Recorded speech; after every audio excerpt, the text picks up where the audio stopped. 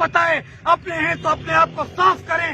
آخر علماء دیوبند کا پاکستان میں ٹارگٹ کیوں ہے؟ مولانا سمیع الحق شہید ہوتے ہیں, حسن جان شہید ہوتے ہیں, عادل خان شہید ہوتے ہیں, شام زئی شہید ہوتا ہے. آخر کب تک ہم برداشت کرتے رہیں گے؟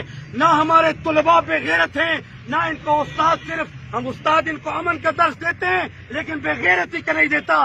میں یاد رکھو پاکستان کے علماء, پنجابیوں, بلوچیوں, سندھیوں, سرحد کے پختون علماء محتممین, اگر تم لوگ بے غیرتی کے گھونٹ پی لو گے تو تمہارے مدارس بھی نہیں رہیں گے, تمہارے سر بھی نہیں رہیں گے. غیرت سب سے بڑی چیز ہے. اگر ان کو اگر ان اداروں کو, ان حکومت پاکستان کو تم آنکھیں دکھاؤ گے, شیر کی طرح آنکھیں دکھاؤ گے, یہ جھک کے تمہاری قدموں میں آئیں گے.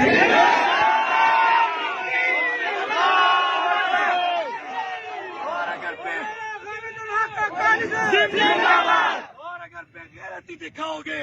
غیرتی دکھاؤ گے, اپنے بھائیوں کے لیے نہیں لکھو گے, اسلام کے لیے نہیں نکلو گے, تو اسی طرح تمہیں ماریں گے.